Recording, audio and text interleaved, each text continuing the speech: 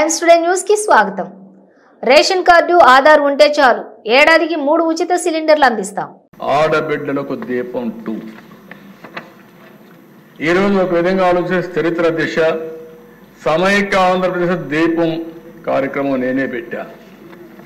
ఆ రోజు దేశంలో ఎవ్వరు కూడా ఆలోచించినప్పుడు మా తల్లి కష్టాలు నేను ఒకసారి ఆలోచించుకుని ఎవరైతే ఆడబిడ్డలు ఉన్నారో ఏ ఆడబిడ్డకు అలాంటి కష్టం రాకూడదనే ఉద్దేశంతో ఆ రోజు దీపం ప్రవేశపెట్టాం।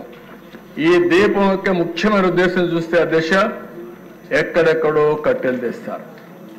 ఓసారి వర్షాకాలంలో బయట ఉంటే కట్టెలన్నీ ఎండిపోతే బాగా తడిచిపోతే ఆ కట్టెలు తీసుకొచ్చి పొయ్యిలో పెడితే ఎంత పొగంటే ప్రతి ఒక్క ఇంట్లో ఒకే బెడ్రూమ్ ఇల్లు ఉంటుంది, రూమ్ ఒకటే ఉంటుంది, అక్కడే కిచెన్, అక్కడే డైనింగ్, అక్కడే పడుకుంటారు।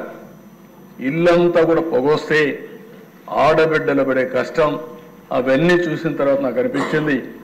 అప్పట్లోనే రామ్ నాయక్ అని ఒక మంత్రి ఉండేవాడు మహారాష్ట్ర నుంచి, వాజ్పేయి గారిని మెప్పించి రామ్ నాయక్ని గట్టిగా రిక్వెస్ట్ చేసి ఆ రోజుట్లోనే ఇంటింటికి దీపం కింద వంట గ్యాస్ సిలిండర్లు ఉచితంగా సరఫరా చేసిన పార్టీ తెలుగుదేశం పార్టీ అధ్యక్షుడు।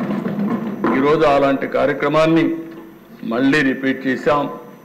మనోహర్ గారు మంత్రిగా చాలా సమర్థంగా దాన్ని చేశారు। ఒకే హామీ ఇచ్చాం, సంవత్సరానికి 3 ఉచిత గ్యాస్ సిలిండర్లు ఇస్తామన్నాం। ప్రతి సంవత్సరం 3 ఉచిత గ్యాస్ సిలిండర్లు ఇచ్చే బాధ్యత ఈ ప్రభుత్వం తీసుకుంటున్నామని చెప్పి కూడా నేను మీకు తెలియజేస్తున్నాను। కొంతమంది తెలియని వాళ్ళు మాట్లాడుతున్నారు, ఎక్కడిచ్చారంటారు। ఇది క్యాష్గా చేతికి ఇవ్వడానికి, గ్యాస్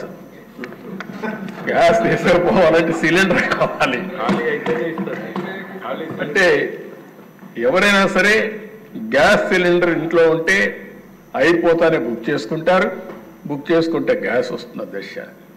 మేము ఏదైతే చెప్పామో చెప్పినప్పటి నుంచి ఇప్పటి వరకు 42,40,000 మందికి గ్యాస్ సిలిండర్లు బుక్ చేసుకున్నాం, వాళ్ళకందరికీ ఇస్తున్నాం।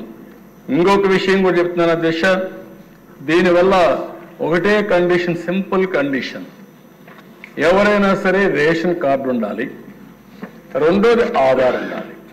ఈ 2 ఉంటే అందరూ ఎలిజిబుల్। మీరు కూడా చెప్తున్నా, ఊరికే విమర్శలు చేసేది మానండి।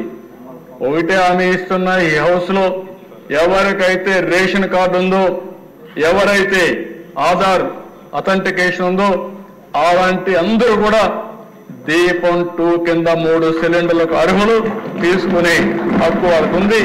ఎవరు